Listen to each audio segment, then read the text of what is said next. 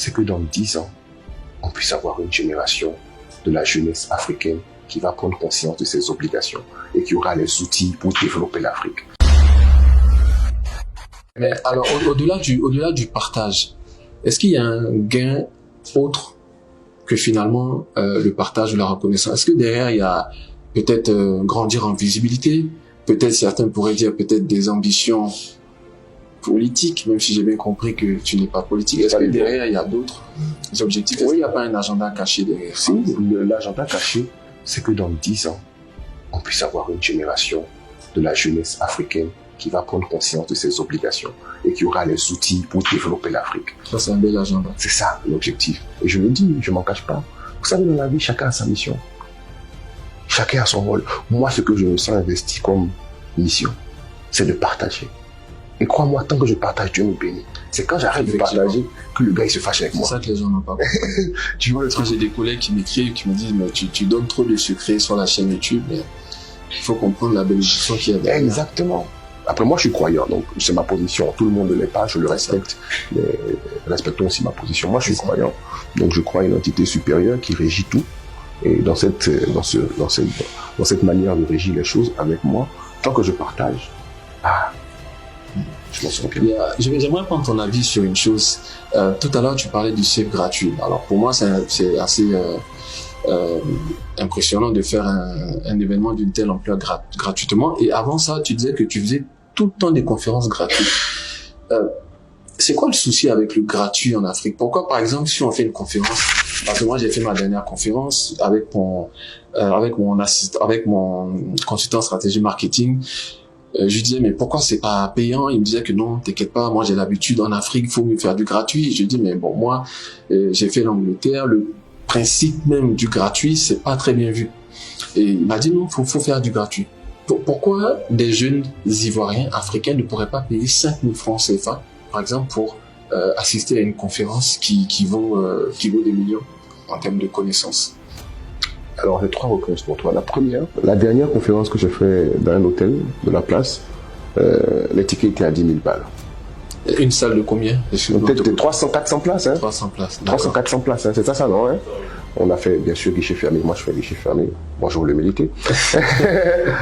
Avant ça, j'ai fait à l'hôtel Ivoire. Là-bas, c'était, je pense, 200 places. J'ai fait 100 000 en privé.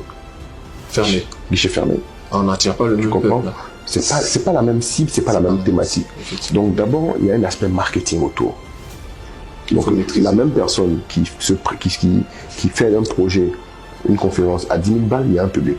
Effectivement. Tu montes à 5 000 balles, il y a aussi un public. Le gratos aussi, il y a un public. Le gratos, il y a un public, tu vois. Donc d'abord, je te dirais qu'il y a d'abord un aspect marketing. Tout n'est pas gratuit. Hein. Moi, j'ai pas. Ah non, moi, ça fait des années que j'ai arrêté les conférences. Tu vois ce que je veux dire? Oui, ça fait. Ma dernière conférence là, quand on a fini de faire conférence au stade, 20 000 personnes. Oui, j'ai vu. Bon, après ça là, tu fais quoi? Tu fais le palais, tu fais le stade. C'est fini. Non, on a fait le stade même. Donc, oui, j'ai vu. Donc par la grâce de Dieu. Bon, après les conférences, et puis c'est fatigant quand même. C'est fatigant. Donc bref, il y a l'aspect marketing. Ça, c'est la première réponse. La deuxième réponse, il y a la mentalité. Tu sais, est-ce que tu recherches de l'argent ou tu recherches à accompagner la jeunesse? C'est ça. Pourquoi tu le fais? Moi, personnellement, je le fais pour accompagner la jeunesse. Tu sais qu'il y a beaucoup plus de gens qui ne savent même pas ce que je fais comme activité professionnelle. Quand tu demandes à moi-même, c'est lui qui fait les formations. C'est ça, il fait des conférences parce qu'on le voit avec un micro dans les C'est ça, tu comprends. Certainement que c'est ce qu'il fait. Oh, mon métier à moi, c'est la communication et l'événementiel. J'ai une agence de com. Je fais le concert de l'indépendance. Je fais des concerts, je fais des forums économiques comme le salon, je fais j'ai des clients pour des événements particuliers, je fais des campagnes de sensibilisation pour l'État, je fais des campagnes d'implémentation. Là, tu es en train de tout dire là maintenant. Non, mais ça c'est mon travail, mes impôts sont dedans. Donc, non, mais tout ça c'est mon agence com. Tout ça c'est dans mon agence com. Oui, ça n'a rien à voir avec les sites. Non, ça n'a rien à voir avec ça.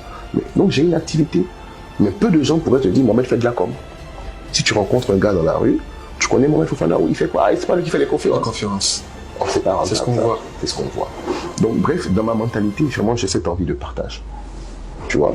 Donc sur ce principe, je permets à ce que les gens puissent venir. Donc je suis pas dans l'aspect financier forcément à ce moment-là. Tu vois? Et puis après aussi, vous êtes des grands marketeurs. Il y a cette manière de traduire Tu fais gratuit, mais après, tu trouves la formule pour exploiter. C'est-à-dire que tu commences par le freemium et tu finis par le premium. Par exemple, voilà, tout ça. Bon, ça, c'est vous qui connaissez ça. Mais bon, nous, on est des garous dans ça. Nous, on fait parce que, bon, on veut faire comme ça. Mais donc, il y a cet aspect. C'est ma deuxième pensée. La troisième pensée, pourquoi le gratuit? Parce que la cible aujourd'hui qu'on a n'a pas forcément conscience de l'importance de ce qu'on leur offre. Effectivement. Malheureusement. Mais c'est en multipliant les actions que petit à petit, ils vont comprendre l'importance et qu'il y aura plus d'intérêt et qu'à ce moment-là, tu pourras mettre des barrières à l'entrée. Mais pas avant. Tu vois, Cédric Josué. Tu vois, Cédric dit qu'il a eu envie de... Cédric dit qu'il a assisté à une de mes conférences, je sais plus, en 2012 ou en 2013. Et que ça lui a créé un déclic ce jour-là, il a voulu devenir entrepreneur. Wow. Si, c'est lui qui m'a dit ça. Mais c'est... Oh, Cédric, moi je le vois de loin, je l'admirais. Je vois ce qu'il fait. Je dis, le jeune, il a trop de peps. Je suis fan de lui. Effectivement. Tu vois ce qu'il fait. Et lui vient me dire, c'est toi qui m'as donné ce peps. Il dit, c'est faux. Toi, même quand je te regarde même là, c'est toi qui me donnes même le peps. Tu vois le truc ou pas? Mais tu vois que dans la vie, tout ce que tu donnes te revient. Il dit, mais toi, tu te rappelles une fois, tu as fait une conférence dans tel hôtel là. Je dis, ouais. Il dit, mais il était là. C'est fou l'impact qu'on peut avoir, mais sans s'en rendre compte. Ça, c'est merveilleux. Et Cédric, à son tour, tu as vu sa communauté aujourd'hui. Il inspire des milliers de jeunes. Effectivement. C'est une graine que tu as semée qui est en train Je dirais pas comme ça. C'est Dieu qui a fait son travail. Mais in fine, ces milliers de jeunes-là, ils ont existé parce que Cédric est venu à la conférence une fois. Et ces milliers de jeunes, à leur tour, vont engendrer d'autres personnes. La mentalité est en train de changer. Naturel, on rentre dans le... La mentalité est en train de changer. Bientôt, tu vas voir. Bientôt, tu vas voir que ça va. Même regarde-toi, aujourd'hui, tu as écrit 4 livres. Mais avec tes livres, c'est du partage, c'est de la connaissance que tu donnes.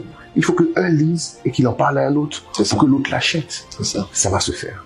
Merci. Merci, je reçois.